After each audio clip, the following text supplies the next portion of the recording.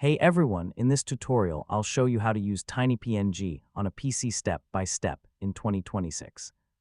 So if you want to compress JPG or PNG images to save storage space and speed up uploads, yeah, this guide will help you get started easily. First, open the TinyPNG website in your browser. You don't need to install any software to use it. Next, drag and drop your JPG or PNG images into the upload area, so TinyPNG will automatically start compressing them. Now wait a few seconds while the images are optimized.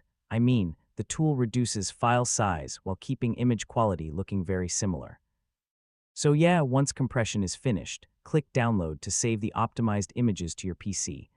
You can also download all files together. Next, compare the original and compressed versions. Most users notice almost no visible quality difference. Finally, use the optimized images for websites, emails, blogs, or social media, so smaller image sizes help content load much faster. And that's how to use TinyPNG on a PC step by step in 2026.